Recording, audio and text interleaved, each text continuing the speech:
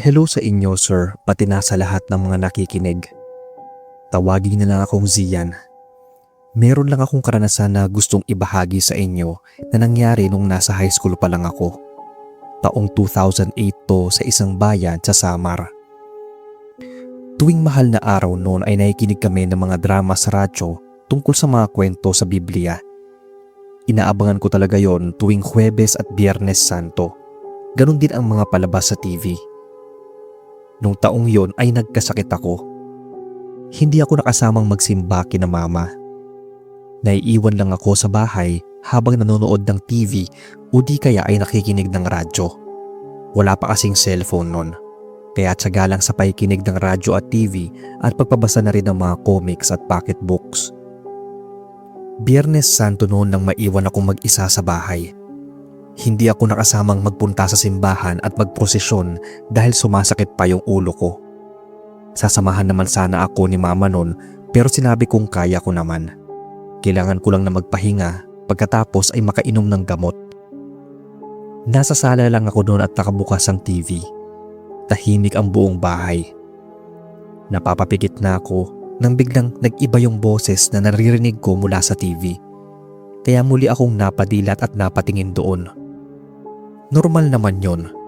Pero kapag napapapikit na ako ay maririnig ko yung matinis na boses ng babae na parang galit na galit. Pero nang titingnan ko na yung TV, puro lalaki naman yung mga nag-uusap at wala akong naririnig na ganon katinis at kalakas na boses ng babae. Inisip ko na baka boses yon ng kapitbahay namin. Kaya marahan akong bumangon at sumilip sa labas. Sobrang tahimik naman at parang walang tao. Kadalasan kasi halos lahat dun sa lugar namin ay nasa simbahan at nagpoprosesyon maliban sa mga matatandang hirap na sa paglalakad o di kaya ay yung may mga kapansanan. Kaya duda ako na may naiwan sa bahay ng kapitbahay namin. Muli na lang akong nahiga. Pinatay ko na yung TV dahil baka doon lang nanggagaling yung ingay. Bigla kasi akong naalimpungatan noon at lalo nang sumasakit yung ulo ko. Agad akong nakatulog. Tahimik na ulit yung paligid. Pero bigla na lang akong nagising nang makarinig ng may nagsasalita. Pagdilat ko ay nakabukas na ang TV at may nakita akong babaeng nakatayo at nakaharap doon. Nag-aagaw yung antok at kamalian ko at parang sumama ang pakiramdam kaya hindi makabangon at makadilat ng maayos. Mahina ko siyang tinanong kung sino siya pero hindi niya ako nilingon at hindi rin sumagot. Narinig ko na lang noon na mahina siyang humagikgik. Yung hagikgik niya ay nakakahindik talaga. Babango na sana ako nang biglang nag-static yung TV at nakarinig na lang ako ng sobrang tinis na tili. Kitang-kita ko talaga na nakalutang na umalis yung babae at bigla na lang naglaho. Ang akala ko pa nga ay nananaginip lang ako. Pero nakaandar pa rin ang TV na walang signal. Tandang-tanda ko na pinatay ko yon bago ako matulog. Kaya hindi ako nananaginip lang noong mga oras na yon. Lalo akong gininaw at sobrang init na ng buong katawan. Pinatay ko ang TV at pumasok na ako ng silid ko noon para din magpahinga. Kaso ay kakahiga ko pa lang nang marinig kong tumulog na naman yung TV sa sala namin. Hindi na maayos yung pakiramdam ko. Nangihina at nakakaramdam na ng pagkahilo. Pero hindi ko kasi pwedeng iwan na lang na nakabukas yung TV. Sayang sa kuryente. Hindi ko na pala natanggal yung saksakan nun. Kaya tinanggal ko yun at bumalik na ulit sa silid ko. Yun na yata ang pinaka nakakakilabot na nangyari sa tanang buhay ko, Sir Bob. Pabalik na ako ng silid nang marinig ko na naman yung nakakakilabot na higik-gik. Pero hindi na yun galing sa sala namin kundi sa loob na ng silid ko. Kinakabahan at kinikilabutan akong lumapit doon. Marahan kong binuksan ang pinto at biglang napaatras nang makita ko ang isang babaeng nakatayo at nakatalikod sa akin. Gumagalaw-galaw pa yung balikat niya nang nakakatawa. Parang namanhid yung ulo ko at hindi ko na maramdaman ito. Nanginginig na rin yung mga kamay ko at gusto kong sumigaw at umiyak pero hindi ko magawa sa sobrang takot. Para na akong naistatwa sa kinatatayuan ko. Nang biglang unti-unting gumalaw yung ulo ng babae, umikot yun paharap sa akin. At nang makita ko yung itsura ay nandilim na ang paningin ko at wala na akong matandaan sa sumunod pang nangyari. Nagising ako noon dahil sa ingay ni na mama. Dapat daw ay hindi na lang niya ako iniwang mag-isa. Sobrang taas ng lagnat ko. Hindi ko maikwento sa kanila yung naranasan ko dahil baka hindi rin maniwala. At kahit nga ako noon ay hindi rin maapaniwala sa nakita ko. Sobrang nakakakilabo tong itsura ng babae. Hindi ko maipaliwanag kung anong klaseng nilalang yon. Basta napakaitim ng muka at parang namumuti pa ang mga mata. Nang hindi pa rin humuhupa yung lagnat ko ay binalak na akong dalhin ni mama sa ospital. Para na daw kasi akong nagdidiliryo at kung ano-ano ang mga sinasabi ko. May tinuturo pa nga raw akong babaeng nakaitim pero wala naman silang nakikita. Kaya naman imbis na sa ospital na ako dalhin ni mama ay sa isang Sorano o manggagamot na niya ako dinala. Nagtayuan daw ang mga balahibo ni mama nang marinig ang sinabi ng manggagamot. Hindi lang daw bastang ligaw na kaluluwa ang gumugulo sa akin kundi isang masamang espiritu. Nagtaka naman sina mama kung paanong nangyari na may nakasunod sa aking ganong espiritu. Ayoko na sanang sabihin sa kanila at sa inyo pero gusto ko rin na maliwanagan kayo. Dapat hindi nyo ginagawang laro o biro ito. Dala kasi ng kuryosidad noon ay sumama ako sa mga kaklase ko na maglaro ng Spirit of the Glass. Akala ko ay loko-loko lang nila yon, na wala namang mangyayaring hindi maganda. Nangyari yon bago pa magsara yung klase namin. Isang linggo bago yung Holy Week ay nakakaramdam na ako ng pananakit ng katawan at panghihina. Nananaginip na rin ako ng masama pero binaliwala ko lang. At yun na nga siguro. Sa pinakamahinang araw ng katawan ko at wala ang Diyos ay sinubok ako ng nilalang na ito. Parang napaka-imposible pero nangyari sa akin at muntikan ko na itong ikapahamak. Kaya sa mga nagbabalak gumawa o gawing katuwaan ang pagtawag sa mga kaluluwa, maaaring sa iba ay walang epekto.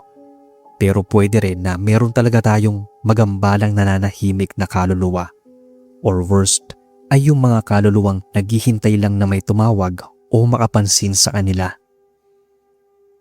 Hanggang dito na lang Sir Bob ang kwento ko. Sana ay mapansin ninyo itong kwento ko.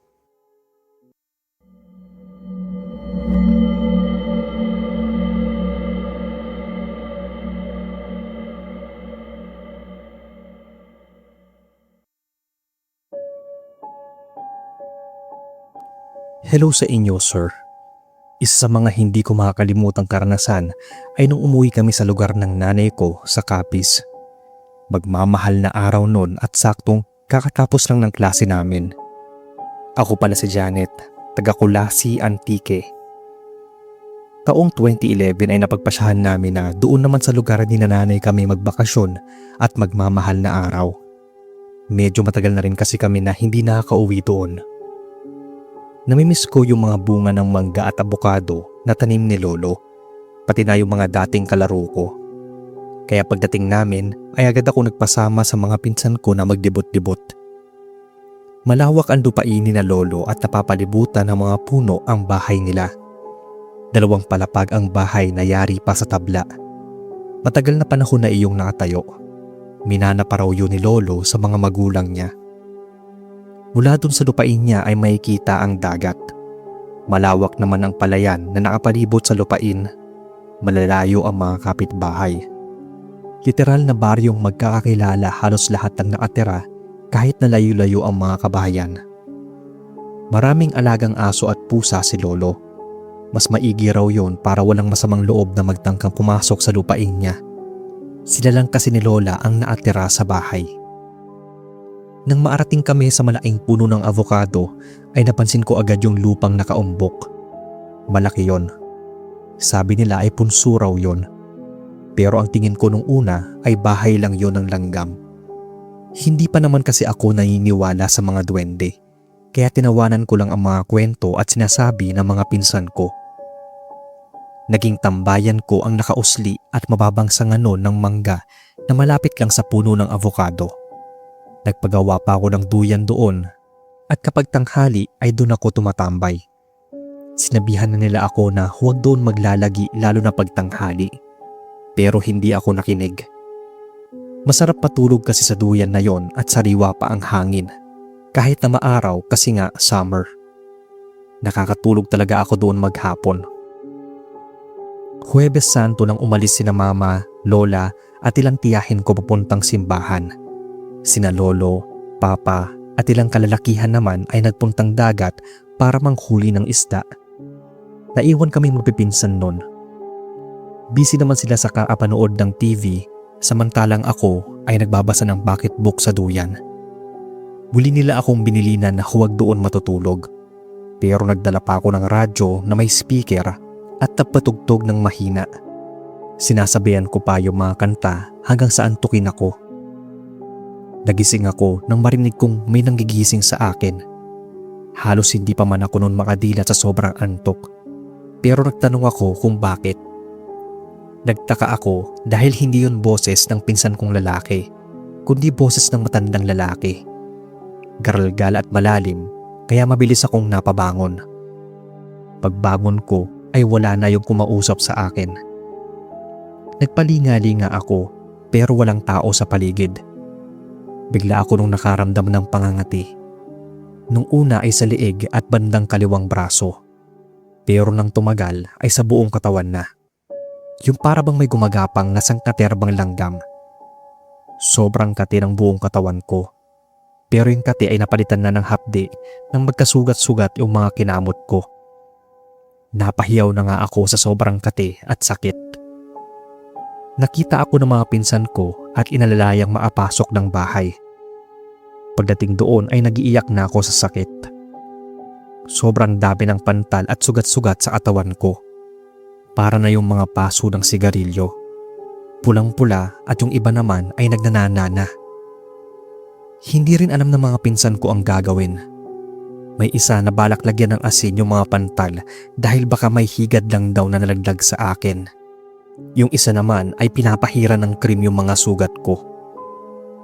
Mga bandang 4:00 pa dumating sina lola at sobrang kinanghinana ako. Hindi ko na alam ang gagawin sa balat ko na pinagsama ang kati at hapdi. Mabilis na nga rin akong pinapaligo ng mga pinsan ko na may halong pinaglagaan ng talbos ng bayabas at asin. Nabawasan naman yung pangangati at hapdi pero yung mga sugat ay parang lumala. Pagkakita sa akin na lola ay agad niya akong sinermonan.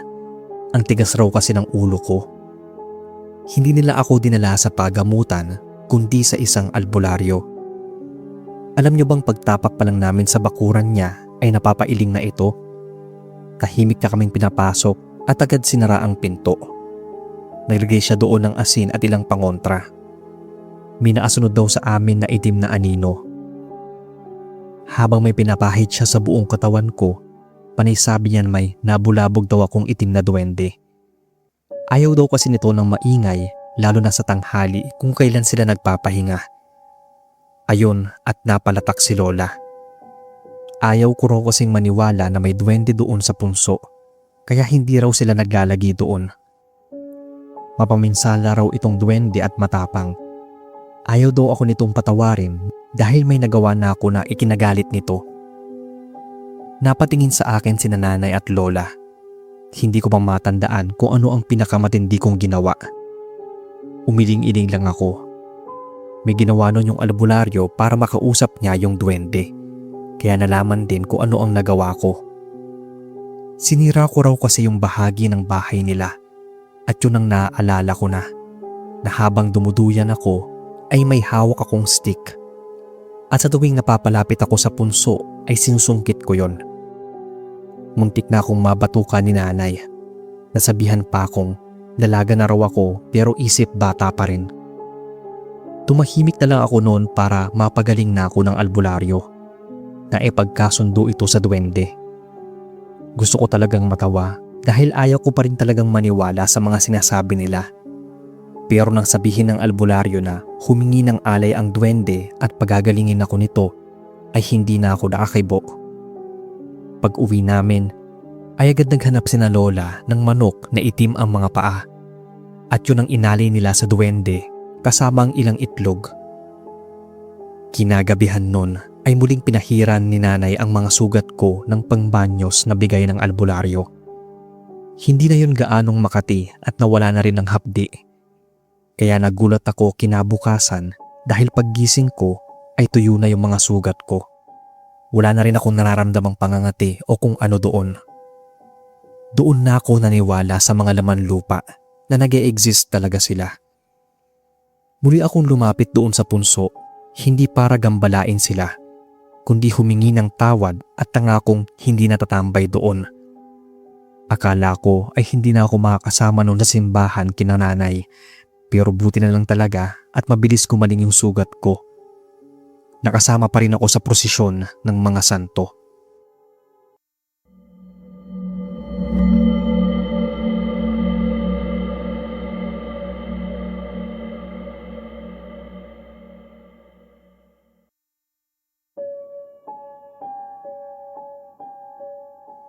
Hello sa inyo sir, pati na sa mga listeners nyo. Itago niyo na lang ako sa pangalang Arvin, taga Bohol. Itong kwento ko ay tungkol sa naranasan ko sa isang engkanto ng araw ng Biyernes Santo. Madalas kong marinig noon kina mama at mga matatandang kasama ko sa bahay na hindi dapat gumagala kapag Biyernes Santo dahil lapitin daw sa disgrasya at tagalabasan ang mga masasamang elemento dahil patay raw ang Diyos. Ang naisip ko pa nga nun, bali tuwing Biyernes Santo, paulit-ulit siyang namamatay. Nasa high school ako noon at nasa asagsaga ng katigasan ng ulo. Mas importante sa akin ang gala at barkada. Hindi rin ako gaanong nagpapaniwala sa mga pamahiin. Hindi pa uso ang mga gadgets noon kaya gala talaga ako ng gala. Kahit ayaw pumayag din ng mama na umalis ako ng araw na yon, ay sumama pa rin ako sa mga barkada ko. Ayoko kasing magpaiwan. Biyernes Santo at imbis na simbahan ang punta ko, ay sa bundok kami napadpad ng mga barkada ko. Dapat daw ay gumawa kami ng panata na tuwing Biyernes Santo ay nasa bundok kami. May dala kaming mga pagkain nun. Nagulat pa ako dahil may dala ring kandila yung isang barkada namin. Sa isang malaking puno namin na piling lumilim. Balak namin kumain muna bago magpatuloy sa pag-akyat. Habang kumakain nga ay nagtatawanan pa kami. Napagkatuwaan pang magsindi ng kandila ng isang barkada namin. Ale raw namin yon sa mga naatira doon sa puno. Dahil sa kakulitan at katigasan ng ulo ko ay nagawa ko pang magpicture sa malaking puno. Sinuway ako ng isang barkada ko pero pinagtawanan ko lang siya. Sinabi ko pa na tingnan namin kapag na-develop na yung film kung may nakasama ako sa picture. Nang matapos kumain ay umalis na kami. Hindi namin niligpit yung mga kalat. Mga pasaway nga kasi. Naarating kami noon sa kalagitnaan ng bundok nang biglang umambon. Kumulog pa nga kaya pinasya na naming bumaba ng mabilis. Mukhang babagsak kasi ng malakas ang ulan. At sakto nga, nang maabalik kami sa pinagkainan naming puno ay bumuhos na yung ulan. Wala kaming ibang choice kundi sumilong doon. Napamura ako. Ang malas naman kako ng lakad namin at naapagtataka rin dahil summer noon pero bakit umuulan. Napaupo ako sa ugat ng puno at hindi ko na malaya na naatulog ako. Gulat na gulat ako paggising na nasa bahay na ako at nakahiga sa sariling kwarto. Parang saglit lang naman ako naatulog noon. Pero mas nagulat ako nang sinabi ni mama na magdadalawang araw na raw akong tulog. At kahit anong gising nila ay hindi ako magising-gising. Natingnan ako sa isang doktor at normal lang lahat. Natutulog lang daw ako. Ang kwento naman ng mga tropa ko ay naatulog daw ako sa isang ugat ng puno tulad ng naaalala ko. Pero nang gigisingin na raw nila ako ay hindi ako magising-gising. Kaya nagpanik na sila. Pinagtulungan nila akong ibaba ng bundok at isakay ng tricycle. Iniyakan na nga ako noon ni na mama dahil akala nila ay patay na ako. Pero hindi nila inaasahan na magigising ako sa araw din mismo ng pagkabuhay. Akala ko noon ay okay na ako at tapos na ang mahal na araw. Nagising naman ako pero hindi pala. Doon pa nang magsisimula ang malagim kong karanasan. Nagsimula ang lahat sa mga panaginip ko. Bilang binata, kinasabikan ko noon na managinip ng magagandang babae. At palagi nga sa panaginip ko ay may kasama akong magandang babae. Sa una ay masaya, nakakakilig at payapa. Pero ang ending ay palaging nakakakilabot at nakakakaba. Bigla namang umiiba yung itsura ng babaeng kasama ko at nauuwi sa sakal yung dapat sana ay halik at yakap. Hanggang sa paggising ko ay nararamdaman ko yung sakit ng pagkaasakal sa leeg. Sabi pa ni Mama ay may bakat daw ng mga kamay sa leeg ko na para akong sinakal. May mga kalmot din ako at pasa. Yung kinasabikan kong matulog at managinip ay kinatatakutan ko na. Halos ayoko nang pumikit. Napansin din ni Mama na nangangayayat na ako at nandalalim ang mga mata. Wala kasi akong ganang kumain at matulog ng maayos. Bigla na lang kasi na parang nakikita ko yung babae sa panaginip ko. Pero hindi yung magandang mukha nito, kundi yung nakakahilakbot. At dahil sobrang nag-alala si Mama sa akin, ay naghanap sila ng pwedeng makatulong. Buli na naman kasi akong naatulog noon ng mahigit 2 araw at muntikan ng tawagan ng punerarya. May naapagsabi na baka naglalakbay daw yung kaluluwa ko, kaya naman nabahala sila. May ilang sumubok noon pero malakas daw yung engkantong may gusto sa akin at kinukuha ako nito ng paunti-unti. At oras na hindi makabalik yung kaluluwa ko sa katawan, ibig sabihin ay nakuha na niya ako. Buti na lang at may nakilala si Mama na galing pang Samar. Halos gabi-gabi sila naglalagay ng asin sa kwarto ko at nagsisindi ng kandila. Pinagdadasal din nila ako na sana hindi makuha yung kaluluwa ko. Isang araw ay bigla na lang tumirik ang mga mata ko. Akala nila ayun na ang hudyat na mawawala na ako sa kanila. Sinabuyan nila ako ng asin at holy water nang gumagamot sa akin. Nangingitim daw yung mga labi ko at habol-habol ang hininga. Wala talaga akong matandaan nun, maliban sa nagkaagulong mga boses. Nilapat lang daw nung gumamot sa akin yung hindalaki niyang may holy water sa noo ko, tapos ay dinasalan ako. Huminto raw yung pagtirik ng mga mata ko at kumalma sa paghinga. Naramdaman ko na sobrang nangihina ako at nang dumilat nga ay nagiiyakan na sina Mama sabay yakap sa akin. Ilang gabi na natulog akong may naasinding kandila sa kwarto ko. Katabi ko si Mama na hindi ako iniwan hanggang sa lubusan na akong tinantanan ng engkantong nagkagusto sa akin. Pero hindi yung pagkaagusto na mahal, kundi yung gusto akong kunin. Simula nun, kapag Biyernes Santo, ay sa simbahan na ang punta ko at hindi sa mga bundok o kung saan pa. Naging leksyon na rin yon sa ibang barkada ko, kaya sumasama na rin silang magprosesyon. At hanggang sa ngayon, kahit mahigit 2 dekada na ang nakalipas, ay magkakasama pa rin kaming nagtutulak ng isang santong pinagawa ni Mama.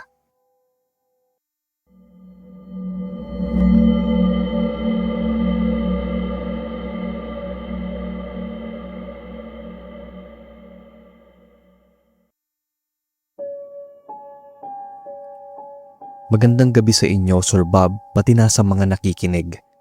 Itagoy na lang ako sa pangalang Anton, 28 years old at taga Batangas. First time kong marinig ang channel nyo noong pandemic.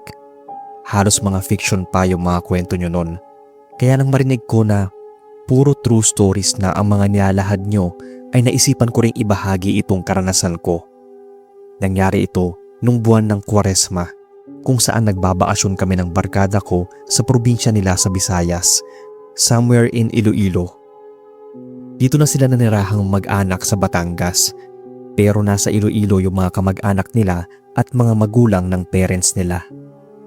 Kaklase ko siya nung college at naging matalik na kaibigan. Hindi ko nababanggitin yung eksaktong lugar nila sa Iloilo dahil baka nagkataon lang naman ang nangyari sa akin. Ayokong ipagpalagay na palaging nangyayari yon sa lugar nila. Sabi naman kasi ng kaibigan ko, sa tagal niyang naninirahan doon at doon na rin siya nag-aral hanggang high school, ay wala namang nangyaring ganoon sa lugar nila. Tawag sa akin na mga barkada ko ay Tisoy, maputi kasi ako. May lahing Espanyol yung lolo ko sa side ni mama, kaya siguro nakuha ko yung features na yon. Agaw pansin daw ako kapag nagpunta sa ibang lugar at laging napagkakamalang dayuhan.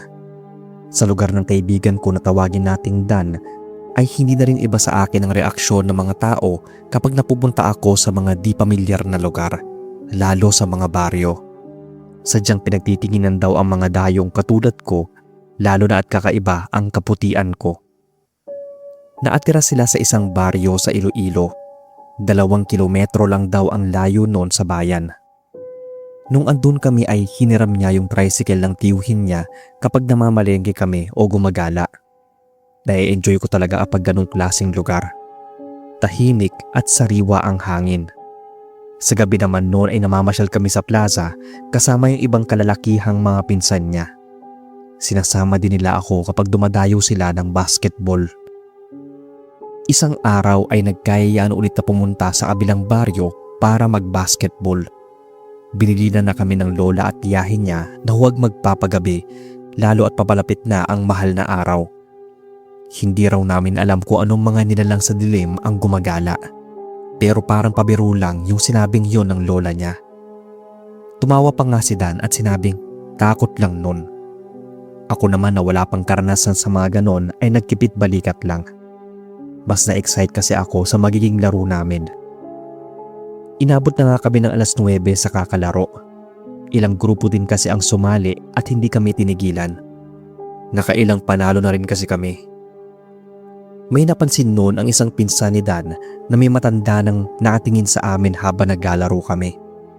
Pero nawala naman daw yon. Nung huminto kami ng laro, nakita na naman niya. Padaan-daan lang daw yon na may bitbit na sako, kaya wala namang nakapansin maliban sa kanya. Grabe lang daw kasi yung makatitig sa amin, lalo na raw sa akin.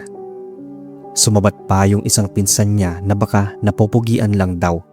Sabay magtatawanan sila. Ako na naman yung napagkatuwaan nilang asarin. Habang naglalakad kami papunta sa nakaparadang tricycle, ay nakasalubong namin yung sinasabing matanda ng pinsan ni Dan. Nakayuko ito at uugod-ugod na naglalakad. Dala pa rin noon yung sako na parang pinaglalagyan niya ng mga kalakal. Sakto na pasalubong kami sa kanya ay nabitawan niya yung sakong dala. Hindi ko alam kung sinadya ba niya yon o nabitawan talaga. Pero gumulong ang ilang plastic bottles. Naawa naman ako na basta na lang namin nagpasan yon. Kaya nagmadali akong pulutin yung mga gumulong na plastic bottles. Tumulong na rin sina Dan nun. Pero ako yung nag-abot sa kanya ng mga gumulong sa malayo. Hindi nagsalita yung matanda. Tahimik lang niyang inabot mula sa akin yung mga bote. Wala rin siyang reaksyon nun. Pero napatingin siya sa akin. Nagtama yung mga mata namin. Ang inexpect ko ay hiningitian niya ako. Pero nanlilisik ang mga mata niyang tinalikuran ako. Parang nga may binubulong-bulong pa yon. Natatawa naman ang kami naglakad papunta sa tricycle. Nasabi pa ng isang pinsan ni Dan na siya na nga ang tinulungan, mukhang siya pa yung galit. Hindi na nawala sa isip ko yon yung parang galit na reaksyon ng matanda. At hanggang sa maarating kami ng bahay ni na Lola ay naisip ko pa rin yung mga nanlilisik nitong mga mata. Malamang sermon na naman ang inabot ni na Dan mula kay Lola. Bakit daw ginabi na kami ng uwi at sinama pa ako? Natatawa pang sumagot yung isang pinsan ni Dan na hinahanapan daw nila ako ng girlfriend at may nakita nga raw sila. Ang tinutukoy nila ay yung matanda. Muntik pa akong masamid noon dahil muli ko na namang naalala yung uri ng pagkakatitig noon sa akin. Mga bandang 11:00 noon ay nasa kwarto na kami at nakahiga na. Dala na rin ng pagod ay agad akong nakatulog. Pero sa hindi ko malamang dahilan ay bigla akong napadilat na para bang may tumatawag sa akin. Naadilat lang ako noon na naatitig sa kisame. Hindi ko maigalaw yung katawan ko. Alam ko sa sarili na gising ako dahil nakikita ko yung bintana kung saan may ilaw sa labas. Naigagala ko pa nga yung paningin ko pero hindi ko maigalaw yung ulo ko. Kaya nilukop na ng kaba yung dibdib ko. Lalo na nang may makita ako sa gilid ng mga mata ko na anino sa labas ng bintana. Gusto kong lingunin yon pero hindi ko magawa. Ginigising na rin ako ni Dan pero walang boses na lumalabas. Ungol lang yung nagagawa ko. Hanggang sa maramdaman ko na parang may humahawak sa paa ko paakyat sa hita. At sa maniwala kayo o hindi, Sir Bob, kitang-kita ko yung pagapang sa ibabaw ko na isang nilalang na buhaghag ang buhok at tumutulo ang malapot na laway. Hindi ko gaanong maaninag yung itsura nito dahil madilim at natatakpan ng buhok niya. Pero naririnig at nararamdaman ko yung pagtulo ng laway. Naaninag ko yung anyo nun dahil sa refleksyon ng ilaw sa bintana na galing sa labas. At ang isa pang nagpakilabot na husto sa akin ay ang nagliliwanag nitong mga mata at yung mako kong tumutusok sa balat ko. Gusto ko nang pumalag. Ibinuhos ko yung buong lakas ko para mapaalis siya sa pagkakadagan sa akin. Pero kapag sinusubukan ko ay lalo akong nahihirapang gumalaw. Pati nga paghinga ko ay hirap na rin. Gusto ko nang humiyaw o sumigaw ng malakas nun. Akala ko nga ay katapusan ko na nang maramdaman kong pilit niyang pinapasok yung mahaba niyang dila sa bibig ko. Pero bigla akong napahiyaw at napabangon nang maramdaman kong may humila sa akin at yumuyugyog. Pagdilat ko ay nakita ko yung nag-aalang mukha ni Dan na nakabungad sa akin. Nakabukas na rin ang ilaw nun. Lahat silang nasa silid ay gising na rin. Pati yung lola niya ay may hawak ng asin. Ang sabi ay binabangungot daw ako. At habang nangyayari yon ay may humuhuni at paikot-ikot na tiktik sa labas ng bahay. Mukhang natipuhan daw ako ng isang aswang at sinundan ako. Nagsaboy ng asin sa may bintana yung lola ni Dan at sinarado niya yung maigi. Huwag rin daw akong matulog na diretso ang katawan na para akong patay. Kahit hating gabi na yon ay nagsiga din sina Dan sa labas ng goma. Naririnig pa raw nila yung malakas na huni ng tiktik. Mukhang pauwi na yon dahil malakas na ang huni.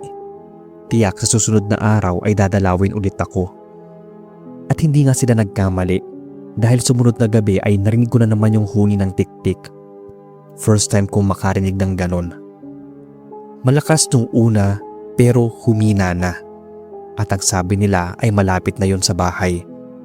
Nagsitayuan ang mga balahibo ko sa braso at batok. Lalo na nang sabihin ni Lola na binabalak talaga akong biktimahin nun o baka hawaan. Kaya habang nasa bakasyon na raw ako, lalo na at magmamahal na araw, ay pumirmi na lang muna ako sa bahay. Hindi ko raw kilala kung sino ang mga makakasalamuha ko. Tinanong ko sila kung anong itsura ng tiktik. Ang sabi ni Lola, hindi pa raw talaga sila nakakita ng ganon. At sa tagal ng panahon ay noon lang daw ulit nakarinig ng tiktik na umaaligid sa bahay nila. Halatang ako raw ang sadya bilang isang dayo. Nung mahal na araw na at nasa simbahan kami para umatid ng misa at prosesyon, nakita raw ng pinsan ni Dad yung matandang nangangalakal. Andoon raw yun sa isang sulok ng simbahan at nakatingin daw sa direksyon namin. Duda sila na ito yung nangaaswang sa akin. Hindi raw ito taga-baryo, pero bigla ay parang palagi na raw ito nilang nakikita. Bigla akong kinilabutan nun, lalo na nang pagtingin ko sa direksyon niya ay nakatingin din siya sa akin. Bigla ko na lang naalala yung namumula niyang mga mata at naglalaway na nilalang na dumagan sa akin. Bangungot man yun o totoo, ay nararamdaman ko pa rin yung takot na binigay nito sa akin. Hinding-hindi ko yun makakalimutan, lalo na kapag sumasapit ang mahal na araw. Nabanggit yun ni Dan kay Lola na mukhang yung matanda ang gumagambala sa akin. Ang sabi ay hayaan na raw namin at may gagawin siya. Sa pagtataka ko, Sir Bob, ay hindi na bumalik yung tiktik ng sumunod na gabi at hanggang sa maabalik na lang ako ng Batangas nun. Pinabaunan nila ako ng pangontra dahil baka sundan ako. Sa awa naman ng Diyos ay wala namang tiktik na humuni dito sa paligid ng bahay namin. Na-curious ako noon kung anong ginawa ni Lola nila. Sinabi raw pala nito na marunong itong manggamot at mangulam. Hindi raw nito magugustuhan ang gagawin sa kanya ni Lola. Mukhang natakot naman ang matanda kaya tumigil na ito sa pagpunta sa bahay nila. Pero panakot lang pala yon ni Lola. Gusto lang daw nitong hulihin kung yun nga talaga ang sumunod sa akin. At nakumpirma nga dahil hindi na bumalik yung tiktik.